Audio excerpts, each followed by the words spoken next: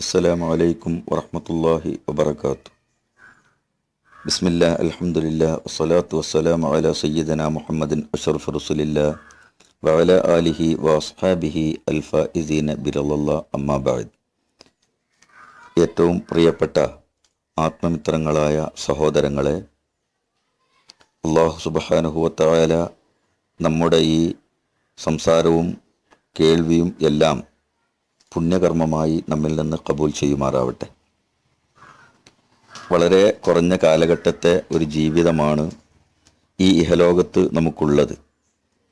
അതിൻ്റെ പരിമിതിയിൽ നിന്നുകൊണ്ട് സമാധാനവും ശാന്തിയും ഐശ്വര്യവും ഒക്കെ ഉണ്ടാകണമെന്നാണ് നമ്മൾ ആഗ്രഹിക്കുന്നത്.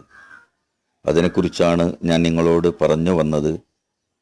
സത്യവിശ്വാസികളായ നമ്മെ സംബന്ധിച്ചിടത്തോളം നമ്മുടെ എല്ലാ ആത്മശാന്തിയുടെയും സന്തോഷത്തിൻ്റെയും നിദാനം നാം ഏറെ സ്നേഹിക്കുന്ന നമ്മുടെ പ്രിയപ്പെട്ട മഹാനായ ഹബീബുൽ മുസ്തഫ സല്ലല്ലാഹു അലൈഹി വസല്ലമ തങ്ങളെ പിന്തുടരുകയും ഇത്തിബാഅ് ചെയ്യുകയും ചെയ്യുന്നതിലാണ്. നമുക്ക് ഇബാദത്തിൻ്റെ ആരാധനകളുടെ എല്ലാ കാര്യങ്ങളും പഠിപ്പിച്ചു തരികയും ഉപദേശിക്കുകയും ചെയ്യുന്നതോടൊപ്പം തന്നെ മഹാനായ റസൂലുള്ളാഹി സല്ലല്ലാഹു അലൈഹി വസല്ലമ തങ്ങൾ നമ്മുടെ ജീവിതത്തെ, ദൈനംദിന ജീവിതത്തെ സംസ്കരിക്കാനും ശുദ്ധീകരിക്കാനും അത് നമുക്ക് ആഹ്ലാദപൂർണമായിരിക്കാനും വേണ്ട എല്ലാ മാർഗനിർദ്ദേശങ്ങളും നമുക്ക് തന്നിട്ടുണ്ട്. നമ്മുടെ നോട്ടവും നമ്മുടെ കേൾവിയും നമ്മുടെ സംസാരവും എല്ലാം നിയമവിധേയമായിരിക്കാനും അള്ളാഹു പൊരുത്തപ്പെടുന്ന രീതിയിലായിരിക്കാനും വേണ്ടി ഒരുപാട് ഉപദേശങ്ങൾ അവിടുന്ന് നൽകിയിട്ടുണ്ട്. അതിൽ അവിടുന്ന് ഏറ്റവും അധികം പറഞ്ഞിട്ടുള്ളത് നമ്മുടെ സംസാരങ്ങളെക്കുറിച്ചാണ്. സംസാരത്തിൻ്റെ പല പാർട്ടുകളെക്കുറിച്ച് റസൂലുള്ള പറഞ്ഞിട്ടുണ്ട്. അതെല്ലാം വളരെ പ്രധാനപ്പെട്ടതാണ്. നാവുകൊണ്ട് കളവുകൾ സംഭവിക്കാം, നാവുകൊണ്ട് ഗീബത്ത് പറയാം, നാവുകൊണ്ട് പരിഹാസങ്ങൾ ഉണ്ടാകാം, നാവുകൊണ്ട് ചീത്ത വിളിക്കാം, ഇങ്ങനെ പലതും മനുഷ്യനിൽ നിന്ന് സംഭവിക്കാം. നേരെ മറിച്ച് നാവുകൊണ്ടുണ്ടാകുന്ന നന്മകൾ ഒരുപാടുണ്ട്. ദിക്റുകൾ ചെല്ലാം, ഖുർആൻ ഓതാം, സ്വലാത്ത് ചെല്ലാം, സദുപദേശങ്ങൾ ചെയ്യാം, അതുപോലെ നല്ല സന്തോഷകരമായ ആളുകൾക്ക് ഇഷ്ടപ്പെടുന്ന തമാശകൾ പറയാം.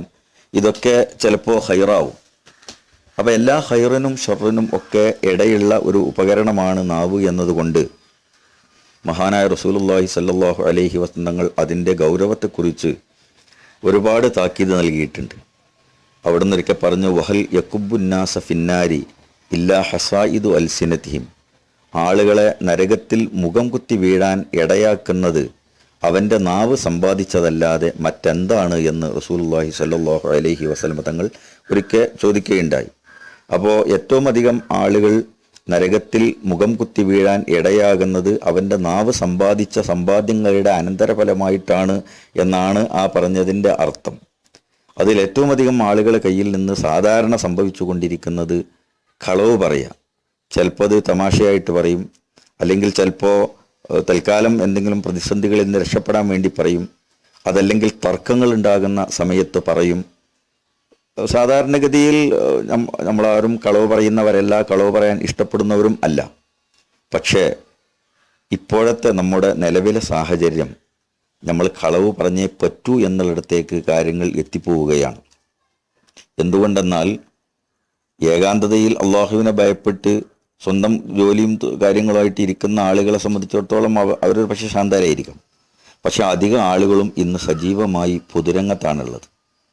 ആ പൊതുരംഗത്ത് വരുമ്പോൾ, അത് പൊതുരംഗം എന്ന് പറഞ്ഞാൽ ചിലപ്പോൾ ദീനീ പ്രവർത്തന രംഗം തന്നെ, ആ പ്രവർത്തനങ്ങൾ പോലും അത് വളരെ ആവേശം കൂടിയിട്ട് വാശിയും ഒക്കെ ആയി മാറുമ്പോൾ പിന്നെ നമ്മൾക്ക് അവിടെ വരുന്നത് അവനവൻ്റെ പക്ഷപാതിത്വമാണ്. അപ്പോൾ വിജയിക്കാൻ വേണ്ടിയിട്ട് നമ്മൾ കളവ് പറയേണ്ടി വരികയാണ്. എത്രയോ ഇന്ന് നിങ്ങൾക്ക് പല ആളുകളും സോഷ്യൽ മീഡിയകൾ ഉപയോഗിക്കുന്നവരാണല്ലോ. നിങ്ങളൊന്ന് ആലോചിച്ചു നോക്ക്, നമ്മൾ ഇന്ന് കാണുകയും കേൾക്കുകയും ചെയ്യുന്ന, പറയുകയും ചെയ്യുന്ന വാർത്തകളും വിവരങ്ങളിലും എത്രമാത്രം അതിൽ സത്യമുണ്ടാകുമെന്ന്. 10,000-ൽ ഒരംശം പോലും സത്യം ഇല്ലാത്ത അവസ്ഥയിലേക്ക് വാർത്തകളും മാധ്യമങ്ങളും മീഡിയകളൊക്കെ പോയിക്കൊണ്ടിരിക്കുന്ന ഒരു ലോകത്താണ് നമ്മൾ ജീവിക്കുന്നത്. ചിലപ്പോൾ ആലോചിക്കുമ്പോൾ പേടി തോന്നിപ്പോവും. സാമൂഹ്യ രംഗത്തുനിന്ന് എല്ലാം ഉപേക്ഷിച്ച് മഹാനായ ഇമാം ഷാഫി റളിയല്ലാഹു തആല തങ്ങൾ പറഞ്ഞതുപോലെ ഫതൂബാ ലിനഫ്സിൻ ഊലഅത് ഖറദാരിഹ മുഗല്ലഖത്തൽ അബ്വാബി മുർഖാ ഹിജാബിഹാ. ഒരിക്കൽ ഇമാം ഷാഫി റളിയല്ലാഹു അൻഹു പറഞ്ഞ ഫതൂബ ലിനഫ്സിൻ ഊലഅത് ഖറദാരിഹ. ഒരാൾ ആരാണോ അവൻ്റെ വീട്ടിൻ്റെ ഉള്ളിൽ ഏറ്റവും അകത്തളത്തിലുള്ള മുറിയിൽ ഇരിക്കുകയും വാതിലടക്കുകയും മുഗല്ലഖത്തൽ അബ്വാബ് മുർഖാ ഹിജാബിഹ, അതിൻ്റെ മുകളിലൊരു വിരിയിട്ട് വാതിലും അടച്ചിട്ട് അതിൻ്റെ ഉള്ളിൽ ഇരിക്കുന്നവൻ രക്ഷപ്പെട്ടു പോകും എന്ന് ആ കാലഘട്ടത്തിൽ, അതായത് ഹിജറ 3-ാം നൂറ്റാണ്ടിൽ മഹാനായ ഇമാം ഷാഫി റളിയല്ലാഹു തആല തങ്ങൾ പറഞ്ഞിട്ടുണ്ട്. അതുപോലെ അല്ലെങ്കിൽ അതിനേക്കാൾ ഭയാനകമായ ഒരു അവസ്ഥയിലേക്കാണ് നമ്മുടെ സാമൂഹ്യ ജീവിതം നീങ്ങിക്കൊണ്ടിരിക്കുന്നത് എന്ന് തോന്നിപ്പോവുകയാണ്. നല്ലതുപോലെ ശ്രദ്ധിച്ചില്ല എങ്കിൽ നമ്മുടെ എല്ലാ സൽക്കർമ്മങ്ങളും നഷ്ടപ്പെട്ടു പോകാനും നരകത്തിൽ മുഖം കുത്തി വീഴാനും നമ്മുടെ നാവുകൾ സമ്പാദിക്കുന്നത് തന്നെ എമ്പാടും മതിയാവും. ഞാൻ പറഞ്ഞല്ലോ, നമ്മൾ കരുതി കൂട്ടി കളവ് പറയുന്നവരല്ല. അപ്പോൾ കച്ചവടത്തിലൊക്കെ സത്യസന്ധരായിരിക്കാൻ വേണ്ടി വളരെ ജാഗരൂകരായ ആളുകളാണ് നമ്മളൊക്കെ. അവനവൻ്റെ ജോലി സ്ഥലത്ത്, തൊഴിൽ സ്ഥലത്ത്, അവിടെയൊക്കെ നമ്മൾ വിശ്വസ്തരും സത്യസന്ധരും ആയിരിക്കാൻ വേണ്ടി പാടുപെടുകയാണ്. അങ്ങനെയൊക്കെ ആയിരിക്കെ തന്നെ വെറുതെ ഒരു പ്രയോജനമില്ലാത്ത തർക്കങ്ങളിൽ ചെന്ന് ചാടിയിട്ട് പിന്നെ രക്ഷപ്പെടാൻ വേണ്ടി, അല്ലെങ്കിൽ നമ്മുടെ പ്രൗഢി നിലനിർത്താൻ വേണ്ടി, വിജയമുണ്ട് എന്ന് വരുത്തി തീർക്കാൻ വേണ്ടി പിന്നെ ഈ വാർത്തകളുടെ പുറകിൽ പോവുകയാണ്. അപ്പോൾ ഈ കളവ് ഒന്നിൻ്റെ പുറകെ ഒന്നായിട്ട് കളവുകൾ വർദ്ധിച്ചുകൊണ്ടേയിരിക്കും. യഥാർത്ഥത്തിൽ ഈ ലോകത്ത് പറയപ്പെടുന്ന, പ്രചരിപ്പിക്കപ്പെടുന്ന ഒരു സംഭവത്തെക്കുറിച്ച് നമുക്ക് ഡയറക്റ്റ് അറിവില്ല. ആ ആൾ അവിടെ അത് പറഞ്ഞു, ഇയാൾ ഇവിടെ ഇത് പറഞ്ഞു, ഇന്ന സ്ഥലത്ത് ഇന്ന സംഭവം ഉണ്ടായി, ആ സ്ഥലത്ത് ആ സംഭവം ഉണ്ടായി, ഇതൊക്കെ വരികയാണ് മീഡിയകളിൽ. അതൊക്കെ അങ്ങനെയാണ് എന്നുള്ളതിന് എന്തുറപ്പാണ് നമ്മളെ കയ്യിലുള്ളത്? ആരാണ് നമ്മളോട് പറഞ്ഞത്? അതിൻ്റെ ഹഖീഖത്ത് നമ്മളാരെങ്കിലും അറിഞ്ഞിട്ടുണ്ടോ? അവിടെ പോയി അത് കണ്ട ആളുകൾ ആരെങ്കിലും നമ്മളോട് പറഞ്ഞിട്ടുണ്ടോ? എന്തെങ്കിലും അതിൻ്റെ പിന്നിലുള്ള സത്യാവസ്ഥ നമ്മൾ അറിയുന്നുണ്ടോ? കൃത്യമായിട്ട് അറിയും എന്നുള്ള രീതിയിലൊക്കെയാണ് ആളുകൾ ഇത് വെറുതെ പ്രചരിപ്പിച്ചു കൊണ്ടിരിക്കുന്നത്. അപ്പോൾ ഏറ്റവും അധികം ഇന്ന് നമ്മൾ ഭയപ്പെടേണ്ടതും സൂക്ഷിക്കേണ്ടതും, നമ്മൾ കേൾക്കുകയും നമ്മൾ അറിയുകയും കാണുകയും ചെയ്യുന്ന ഒരു വാർത്തയും മറ്റൊരാളോട് പറയാതിരിക്കുക, അത് പ്രചരിപ്പിക്കാതിരിക്കുക എന്നത് തന്നെയാണ് രക്ഷപ്പെടാനുള്ള ഏറ്റവും വലിയ മാർഗം.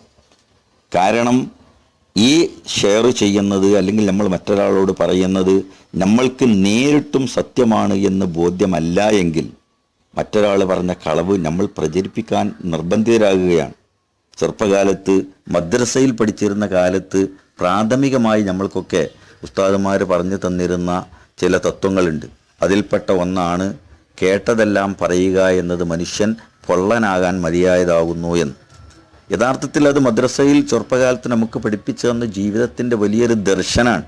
അത് വെറുതെ ഉണ്ടായതല്ല. മഹാനായ റസൂലുള്ളാഹി സ്വല്ലല്ലാഹു അലൈഹി വസല്ലമ തങ്ങൾ പറഞ്ഞിട്ടുണ്ട്, വ ഇയ്യാക്കും വൽ കദിബ്, നിങ്ങൾ വളരെ സൂക്ഷിക്കണം. ഇയ്യാക്കും വൽ കദിബ്, കളവ് പറഞ്ഞു പോകുന്നതിനെ തൊട്ട് നിങ്ങൾ അങ്ങേയറ്റം പേടിക്കണം, അങ്ങേയറ്റം സൂക്ഷിക്കണം. എന്തുകൊണ്ടെന്നാൽ ഫഇന്നൽ കദിബ യഹ്ദി ഇലൽ ഫുജൂർ, കളവ് നിങ്ങളെ ഫുജൂറിലേക്ക്, അതായത് നിങ്ങളെ വലിയ കുറ്റവാളിയാക്കുന്നതിലേക്ക്, വലിയ തിന്മയിലേക്കാണ് നിങ്ങൾ കൊണ്ടുചെന്ന് ചാടിക്കുക. നിങ്ങൾക്കറിയാമല്ലോ, റസൂലുള്ള പറയുന്നു, വൽ ഫുജൂറു യഹ്ദി ഇലന്നാർ, ഒരാളുടെ ഈ കുറ്റങ്ങൾ, തിന്മകൾ, അത് നരകത്തിലേക്കല്ലാതെ എവിടേക്കാണ് പിന്നെ അവനെ കൊണ്ടുപോവുക? അതുകൊണ്ട് ഫഇന്നൽ കദിബ യഹ്ദി ഇലൽ ഫുജൂർ, കദിബ് നമ്മളെ തിന്മയിലേക്ക് കൊണ്ടുപോകും. വൽ ഫുജൂർ യഹ്ദി ഇലന്നാർ, തിന്മ നരകത്തിലേക്കും കൊണ്ടുപോകും.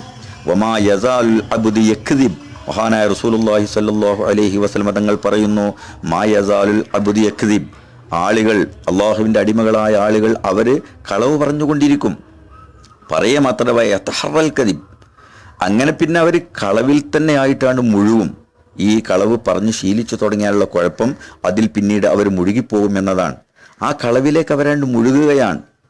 എത്രത്തോളം ഹത്താ യുക്തബ ഇൻദല്ലാഹി കദ്ദാബ, അത് തുടർന്നു പോയാൽ അല്ലാഹുവിങ്കൽ അവൻ കദ്ദാബ് എന്ന പേരിൽ, പൊള്ളൻ അല്ലെങ്കിൽ കള്ളൻ എന്ന പേരിൽ അവൻ റെക്കോർഡ് ചെയ്യപ്പെടുമെന്ന് മഹാനായ റസൂലുള്ളാഹി സ്വല്ലല്ലാഹു അലൈഹി വസല്ലം തങ്ങൾ പറഞ്ഞത് ഇമാം ബുഖാരിയും ഇമാം മുസ്ലിമും ഇമാം അബൂദാവൂദും ഇമാം തിർമിദിയും എല്ലാം അവരുടെ സഹീഹിൻ്റെ കിതാബുകളിൽ വ്യക്തമായി രേഖപ്പെടുത്തിയതാണ്. നിങ്ങൾ ഓർത്തു നോക്ക്, നാം അറിയുന്ന ഒരാളെക്കുറിച്ച്, അല്ലെങ്കിൽ നമ്മെക്കുറിച്ച്, അല്ലെങ്കിൽ നാം ഇഷ്ടപ്പെടുന്ന ഒരു ഗുരുനാഥനെക്കുറിച്ച് വ്യക്തമായിട്ടും ഒരാൾ കളവ് പറഞ്ഞു കഴിഞ്ഞാൽ, അയാൾ പറയുന്ന കളവാന്ന് നമുക്കറിഞ്ഞു കഴിഞ്ഞാൽ അത് നമുക്ക് എത്രമാത്രം മനപ്രയാസങ്ങൾ സൃഷ്ടിക്കും. അപ്പം നമ്മളുടെ ആകെ ടെൻഷനായില്ലേ? നമുക്കതറിയാം അവൻ പറയുന്ന കളവാണ്. പക്ഷേ ഇത് സത്യം അങ്ങനെയല്ല എന്ന് നമ്മളത് പറഞ്ഞ് തിരുത്തുന്നതിന് മുമ്പ് നിമിഷങ്ങൾ കൊണ്ട് ലോകമാകെ ആ കളവ് പ്രചരിപ്പിച്ചു പോയി. അപ്പം പിന്നെ നമ്മൾ അതിൻ്റെ പേരിൽ ഒരുപാട് ടെൻഷൻ അനുഭവിക്കുകയാണ്. എന്താണ് ഈ കളവിൻ്റെ അവസ്ഥ? നമ്മൾ തിരിച്ച് ചിന്തിക്കണം. ഇതേ അവസ്ഥ നാം വേറൊരാളെക്കുറിച്ച് നമ്മൾ കളവ് പറഞ്ഞാലും ഇനി ബോധപൂർവ്വം അല്ലാതെ മറ്റൊരാൾ പറഞ്ഞ കളവ് ഏറ്റെടുത്ത് ഇതേ മനപ്രയാസം ഉണ്ടാവില്ലേ? ആ വിഷമങ്ങൾ ഉണ്ടാവില്ല. നമ്മൾ എന്താ അത് ചിന്തിക്കാത്തത്? നമ്മെക്കുറിച്ച് മറ്റുള്ളവർ കളവ് പറയുകയും അത് പ്രചരിപ്പിക്കുകയും ചെയ്യുമ്പോൾ നമുക്ക് വിഷമമുണ്ടാവുകയും, അതേപോലെ ശുദ്ധമായ കളവ് വ്യക്തമായ അറിവില്ലാതെ ആരോ പറഞ്ഞത് കേട്ട് നമ്മളത് മറ്റുള്ളവരെക്കുറിച്ച് പ്രചരിപ്പിക്കുകയും ചെയ്യുമ്പോൾ അവർക്കും ഇതേ ടെൻഷനും വിഷമമുണ്ടാവില്ലേ? ചുരുക്കത്തിൽ അപ്പുറം ഇപ്പുറം ലോകം മുഴുവനും ആളുകൾ ടെൻഷനിലായി എന്നുള്ളതല്ലാതെ അവസാനം നരകത്തിൽ ചാടുന്നു എന്നല്ലാതെ എന്ത് പ്രയോജനമാണ് നമുക്ക് ദുന്യാവിലെ ആഖിറത്തിലോ ഇതുകൊണ്ട് കിട്ടാൻ പോകുന്നത്? അപ്പം നമ്മളുടെ ജീവിതത്തെ അസ്വസ്ഥമാക്കുന്നത് നമ്മൾ തന്നെയല്ലേ? അതുകൊണ്ട് കണ്ണടക്കുക, കാതും അടച്ചു പിടിക്കുക. ഹൈറായ കാര്യങ്ങൾക്കല്ലാതെ നമുക്ക് പുണ്യമേറിയ സതുപദേശങ്ങളോ നല്ല കാര്യങ്ങളോ കേൾക്കാൻ വേണ്ടിയിട്ട് കാതു തുറന്നു പിടിക്കാം, നല്ല കാര്യങ്ങൾ കാണാൻ വേണ്ടി കണ്ണ് തുറന്നു പിടിക്കാം. അതല്ലാത്ത, നമുക്ക് വ്യക്തമായും ഉപകാരമുണ്ട് എന്ന് ബോധ്യമുള്ളതല്ലാത്ത എന്തൊരു വാർത്തയുമായി ആര് വന്നാലും അത് ചെവി കൊടുക്കാതിരിക്കുക. ഇനി നമ്മളേറ്റ് ബാധിക്കുന്നതായ വാർത്തകൾ തന്നെ ആരും വന്നാലും, ന്യൂസുകളിൽ വന്നാലും, മീഡിയകളിൽ വന്നാലും, എവിടെ വന്നാലും ശരി, സ്പഷ്ടമായി അതിൻ്റെ സ്രോതസ്സിൽ നിന്ന് സത്യമാണ് എന്ന് ബോധ്യമായിട്ടല്ലാതെ അത് വിശ്വസിക്കാതിരിക്കുക. ഒരു കാരണവശാലും അത് മറ്റൊരാളോട് പറയുകയോ അത് പ്രചരിപ്പിക്കുകയോ ഏതെങ്കിലും വിധേന സോഷ്യൽ മീഡിയയിലോ എഴുത്തുമുഖേനയോ ഷെയർ ചെയ്തിട്ടോ അല്ലെങ്കിൽ ലൈക്ക് ചെയ്തിട്ടോ അത് പ്രചരിപ്പിക്കുകയും ചെയ്യാതിരിക്കുക. അപ്പോൾ നമുക്ക് സ്വാഭാവികമായിട്ട് അതിൻ്റെ സമാധാനം, സന്തോഷമൊക്കെ നമുക്ക് അനുഭവിക്കാൻ പറ്റും. അപ്പോൾ ജീവിതത്തിൽ നമുക്ക് സന്തുഷ്ടിയും സമാധാനം ഉണ്ടാകണേ, മനസ്സ് ക്ലിയർ ആയിരിക്കണ്ടേ? ഇത്രയും പ്രശ്നങ്ങൾ ഒഴിവാക്കിയാൽ തന്നെ നമ്മുടെ ജീവിതം വളരെ സന്തുഷ്ടമാവും. അവനവൻ്റെ കാര്യങ്ങളിലേക്ക് തിരിയാനുള്ള, നമ്മുടെ വിവാദത്തിലേക്ക് തിരിയാനുള്ള ഒരു അവസരം നമുക്ക് കിട്ടി. അപ്പോൾ അതുകൊണ്ട് റസൂലുള്ളാഹി സ്വല്ലല്ലാഹു അലൈഹി തങ്ങൾ പറഞ്ഞ ഈ വാക്ക് ഗൗരവത്തിൽ എടുത്തിട്ട് നമ്മുടെ എല്ലാ അവയവങ്ങളെയും ശരീരങ്ങളെയും നാവുകളെയും ഒക്കെ ഇത്തരം തിന്മകളിൽ നമ്മൾ സൂക്ഷിക്കുക. അല്ലാഹു സുബ്ഹാനഹു വ തആല നമ്മുടെ മനസ്സിന് കുളിരും സമാധാനവും സന്തുഷ്ടിയും നൽകുകയും ഹബീബായ റസൂലിൻ്റെ വാക്ക് നമുക്ക് നൽകുകയും ചെയ്യട്ടെ. വ ആഖിറു ദഅവാനാ അൽഹംദുലില്ലാഹി റബ്ബിൽ ആലമീൻ. അസ്സലാമു അലൈക്കും വറഹ്മത്തുള്ളാഹി വബറകാതുഹു.